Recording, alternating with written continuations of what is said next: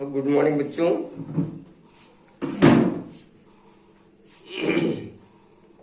हम लोग फलन का अध्ययन कर रहे हैं और एक्सरसाइज आपकी चल रही है। आज मैं प्रयास करता हूं कि आपकी एक्सरसाइज समाप्त हो, तो आइए सीधे मैं ले चलता हूं आपको क्वेश्चन नंबर एक्सरसाइज 2.3 का question number 9। Question number 9,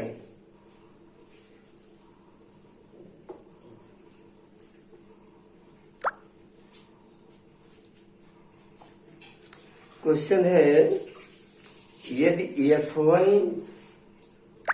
such that R tends to R और F1 C tends to C, F1 x का मान दिया है, F1 x equal to X cube और F2 x is also equal to X cube. आपको दिखाना है कि F1 is not equal to F2, यानी F1 और F2 समान नहीं है। आइए देखिए, R का मतलब वास्तविक संख्या होती है और C का मतलब होता है सम्मिश्र संख्याओं पर सम्मिश्र संख्या। तो अगर हम R का मान लेट कोई भी ले देते हैं, let 1 is element of R implies that F1 is equal to 1 cube is equal to 1 आया। चलो 2 is element of R implies that F2 2 cube 8 आ गया। कुछ ऐसा। एक कॉम्प्लेक्स नंबर लेते हैं, let 1 plus I is element of C implies that F1 plus I equal to 1 plus I का whole cube 1 plus I cube plus 3I into 1 plus I cube का मान माइनस I होता है, 3I plus 3I square. आप solve करेंगे तो I plus 3I minus 3 होता है, minus 3 minus 2 and plus 2I। अब बताइए कि क्या ये दोनों बराबर हैं? ये कभी नहीं हो सकते। ये सम्मिश्र संख्या है, वो वास्तविक संख्या है, इसलिए F1 is not equal to F2। F1 और F2 कभी भी बराबर नहीं हो सकते। तो ये केवल किस पर आपने फलन को बनाया है ये महत्वपूर्ण होता है। फलन का आर्डर महत्वपूर्ण नहीं है कि दोनों एक्स क्यूब है तो दोनों बराबर होंगे। आइए नेक्स्ट अगले सवाल पर ले चलते हैं आपको।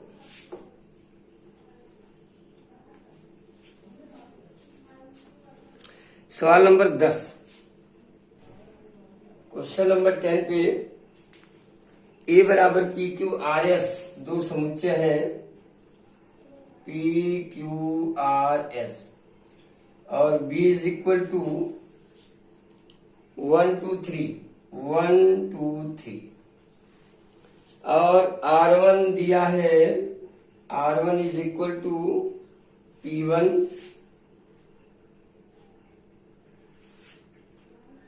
Q2 R1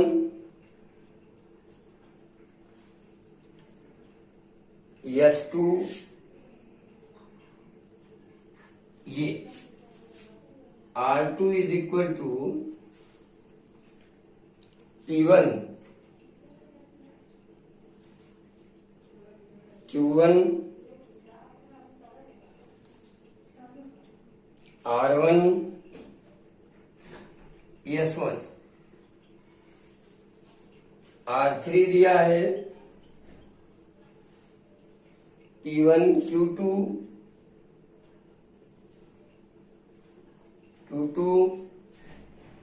P2 और S3, और R4 दिया है, P2 Q3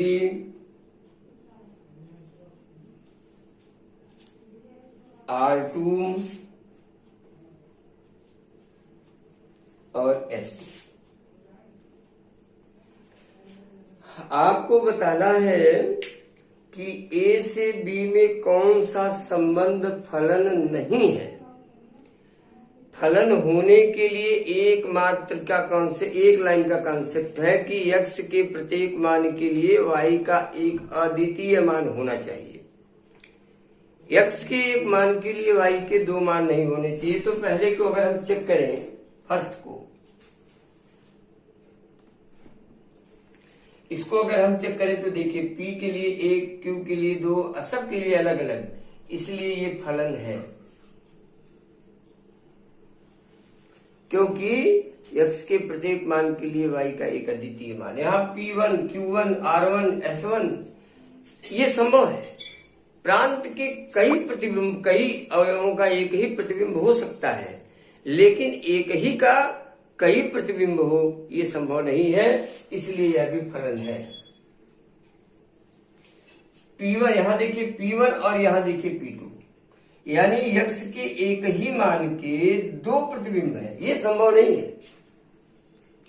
प्रांत का एक ही अवयव है P, जिसके सह प्रांत में दो प्रतिबिंब है, एक और दो, ये फलन की परिभाषा को संतुष्ट नहीं करता, इसलिए ये फलन नहीं है, फलन नहीं है। यहां देखिए P2, Q3, R2, S2 सबके अलग अलग है, इसलिए ये फलन है। तो इस प्रकार आप फलन को परिभाषित कर लेंगे कि कौन सा फलन है और कौन सा फलन नहीं है। अगले सवाल पर आते हैं।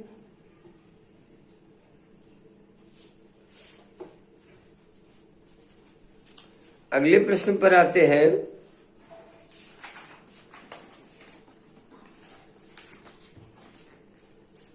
अगला सवाल दिया है, गिरावान निम्नलिखित फलनों का क्रमित युग्मों के समुच्चय के रूप में लिखिए। F1 such that A tends to R, F1x बराबर x प्लस 1, शायद x स्क्वायर प्लस 1, और a की वैल्यू दी गई है a इज इक्वल टू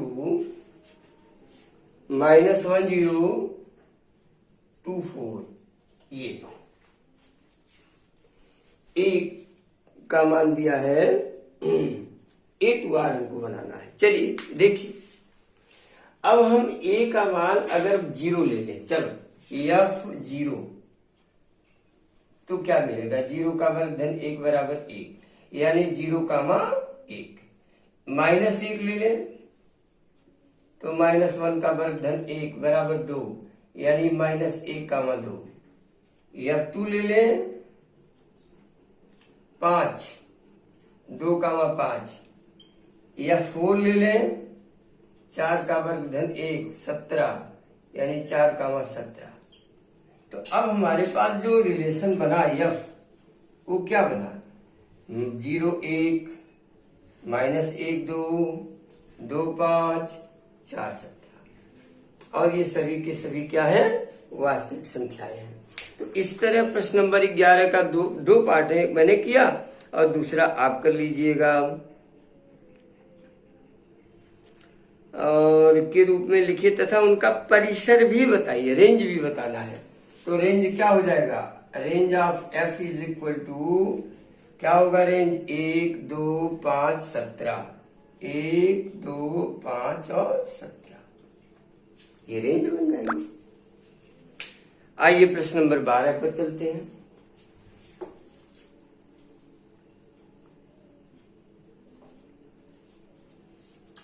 प्रश्न नंबर 12 क्या है भाई, निम्नलिखित संबंधों को क्रमित युग्म के समुच्चय के रूप में लिखिए तथा ज्ञात कीजिए कि उनमें कौन सा फलन है। तो पहले तो क्रमित युग्म के रूप में लिखना है, जैसे एक मैं कर रहा हूं x y, x comma y such that y is equal to 3x,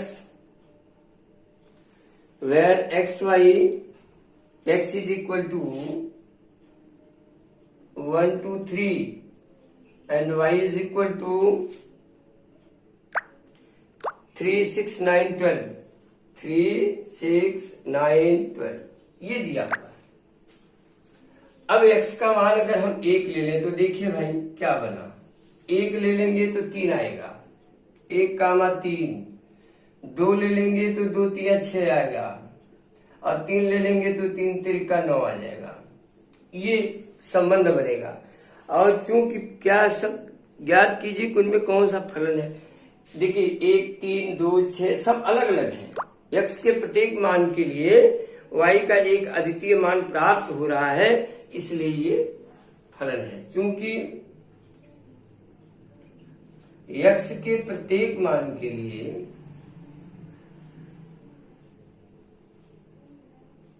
सहप्रांत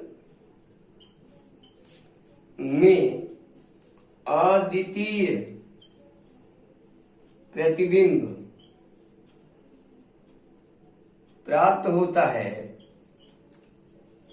इसलिए यह फलन है।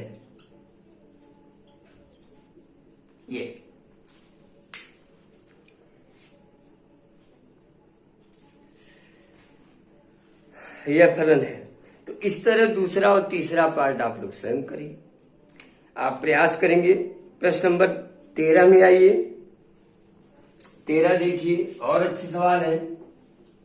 क्वेश्चन नंबर 13 में F is such that R tends to R, fx is equal to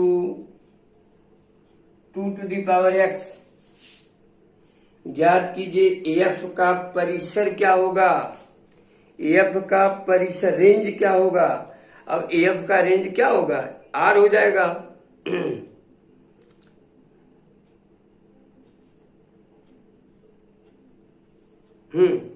कोई भी बात आप x का कोई भी मान लेंगे तो सब r ही मिलेगा, यानी range of fx equal to r plus, minus तो होना नहीं है, r कह लीजिए, ये ज्यादा बढ़िया है। यानी वास्तविक संख्याओं का समुच्चय ही इसका परिसर होगा। आप ये कहिए तो ज्यादा बढ़िया है।